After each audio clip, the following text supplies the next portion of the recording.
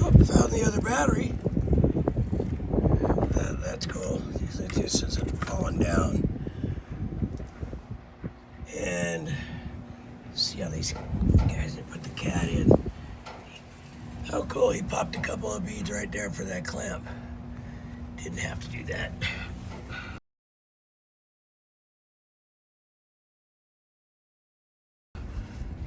Here we go, but here's where all this, what the heck is this? Well, that isn't so terrible. I don't know what that was, but yeah, it looks like probably the pan's gasket's leaking. The starter's got some goo on it.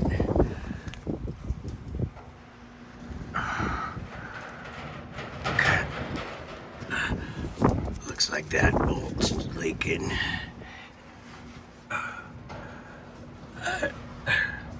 The shocks are gone. We'll see where it goes. So, anyway, what's going on over here? At least that's not hanging. The brakes are real spongy. In the rear, the fronts are just done. Looks like there's some grease on that transfer case. And what's going on down here? Some gasket sealer. But like I say, it ran good. There's that little tank. It doesn't look so little down here. It's only 26 gallons, and that's 260 miles. You know, which is a bummer with the way diesel is. Oh, the filter's easy to get at.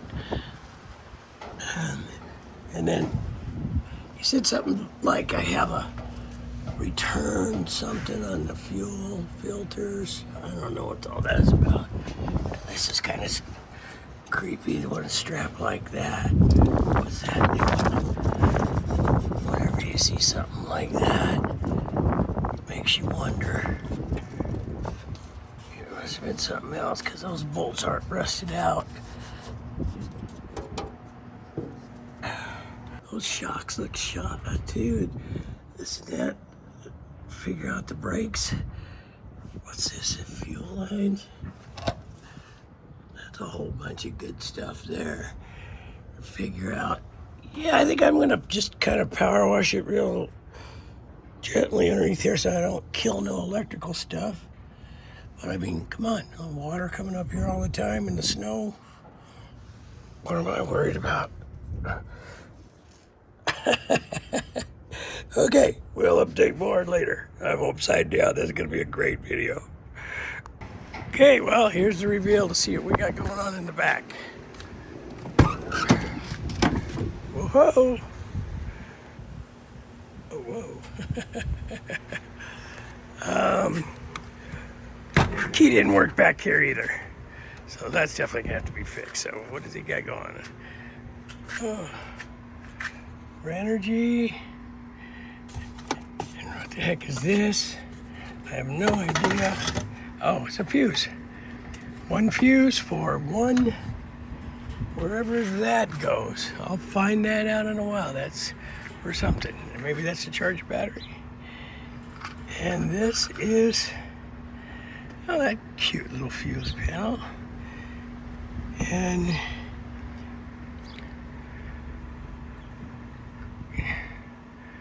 I have no idea whatever that means. Wanderer Solar Charge Controller. That must give it... Oh, look. The dude's got another one. He said it had a crack, but he kept the old one. That's nice. Some belts. Oh, here it is. 2 batteries. Dude, I might have to... There's 2 other lithium AGMs. Not lithiums, excuse me. I might have to use those for a while for the first year and then upgrade to lithium. But we're gonna see what the guy says. I might have somebody do that for me, the solar. I think I want to be able to surely go off grid and not have to worry about it. So now I'm going to do a little research on how to disconnect all this stuff.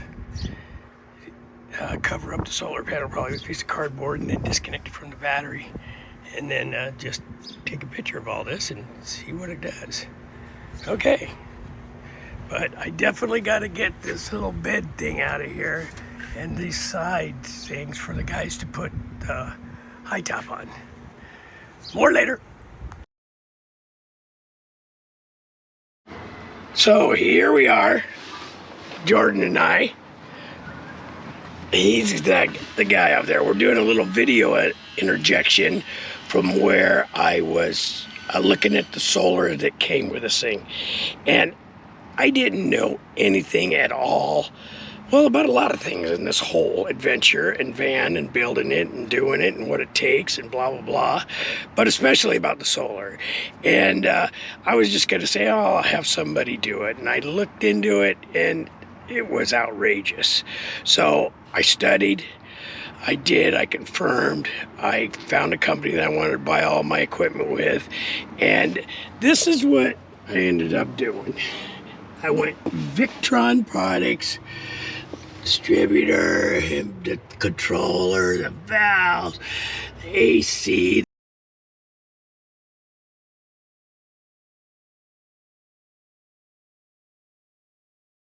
the fuses everywhere, the big lithium 206 batteries. I mean, I tried to be pretty sanitary about it. Battery cut off. You got fans that cool it in the summer, brings in air from there. It was quite the adventure, and it still was very expensive. Like, I paid close to $6,000 for this system, but I'm very happy with it.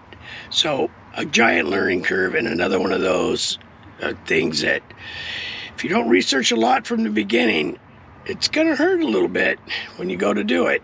But I had fun doing it and checked it out with Inverters R Us is where I got everything. I actually drove to Reno and bought the stuff from them right there at their shop, and they've been the best. Tech support, programmed my converter right there, and then for the lithiums, and you know, there's still some stuff I don't know, but I call up customer service and they get right on with me.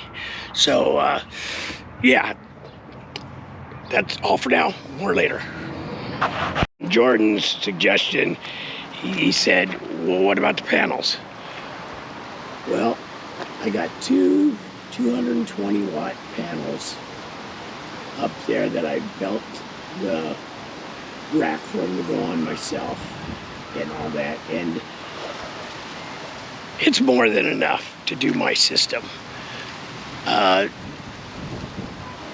Don't know what more I can say about it, but do your research on all the stuff. I heard a lot about flex panels, and that's what I was going to do, but then heard they overheat, but some people don't have problems with it, some people do. But so far, I'm very happy with this. They've been in the extreme heat of Las Vegas and the extreme cold of Colorado and are functioning just fine. So here we are, day 2. We got the bed out, all the wood. It was screwed in really good. It was gonna stay, but discovered that monstrosity, the rear AC unit, which I do not want.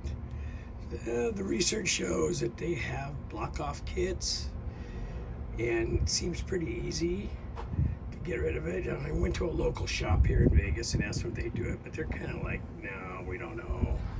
Bring it in. And then I stopped at one, and they said, oh yeah, we'll look into it, but it'll be after the Memorial Weekend. But I may just order the kit on Amazon and do it myself.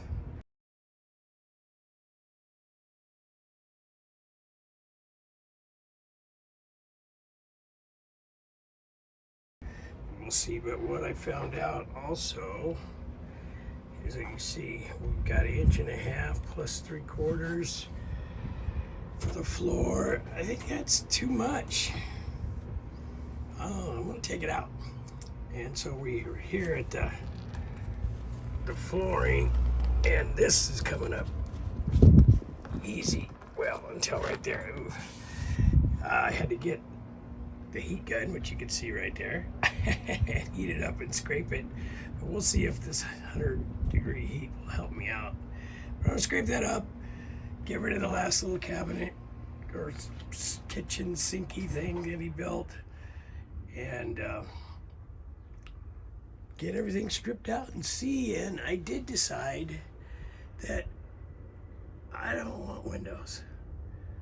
I want shelving and this and that when I put the high top up, I think I'll put a couple little sliders in there. I could have him do it, but we'll see what he's got.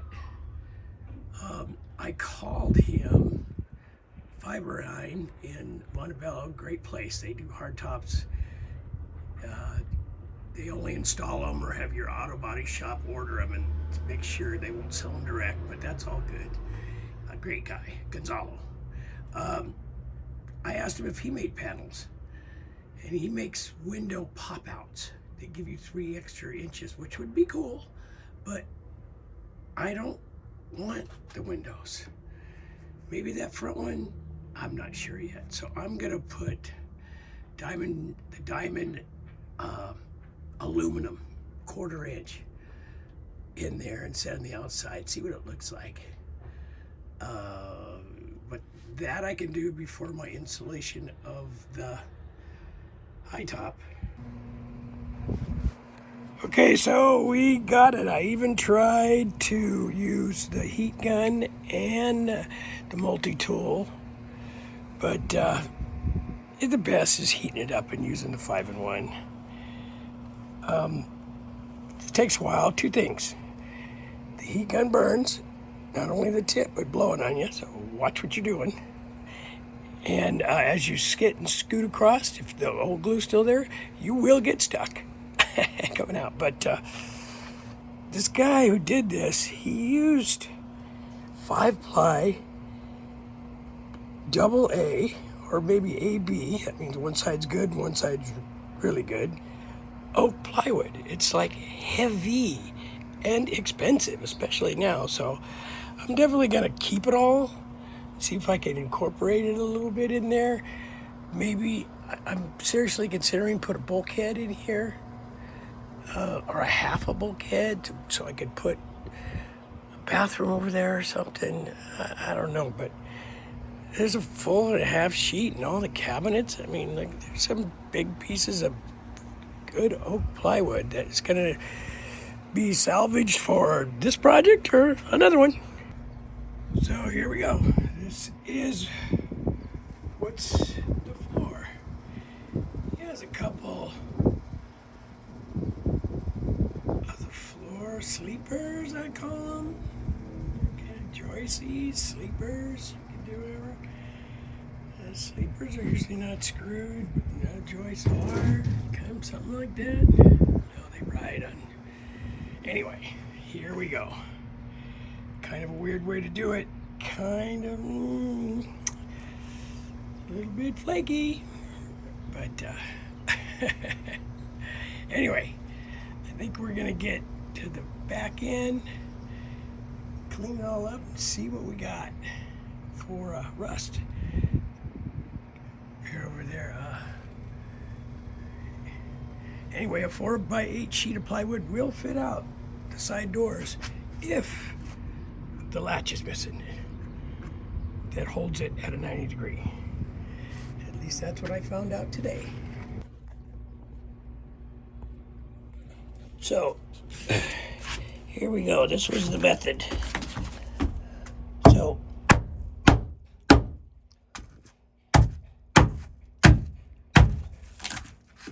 he just laid them in there and put foam around there, and they stayed in there pretty darn tight. But I'm looking to see, I'm glad there's no rust here. These ones were screwed down, so that kind of scares me to see what he went through there, but we can fix all that. But anyway, I'm gonna tear this all up, clean it all up, and come back and see what my brain tells me. Anyway, more later. So a bit more of discovery. He had spotted them with some glue and you can see it's hard to get up. It actually worked pretty well.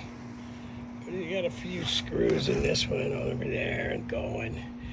I'm gonna scrape all this up.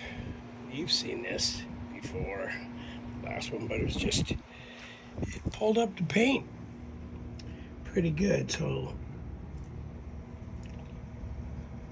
I don't know why you didn't lay it 3/4 in line with these ribs.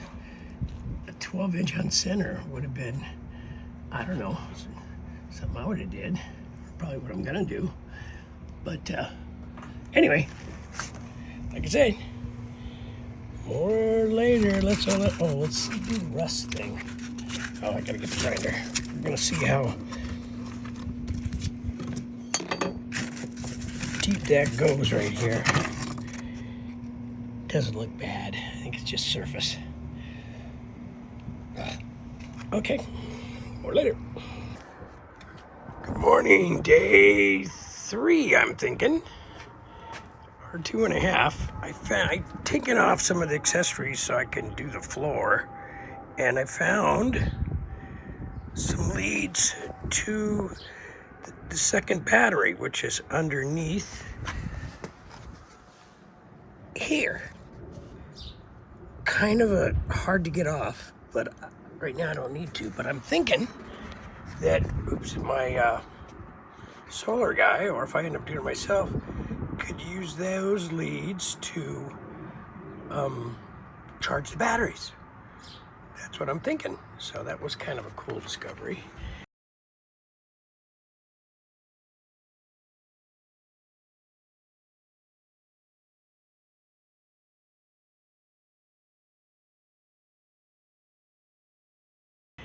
And I took off some trim back there. Figured out these little latch guys. You can unclip them and the doors open bigger, or hold them.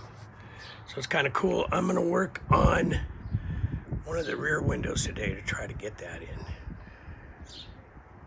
And that monstrosity, dun dun dun, is bugging me. But I'm gonna be patient and not just cut the lines and wait till I come back again and do it right. Get the kit back, block off kit and all that stuff. And so we're gonna erase that from my brain right now. More later.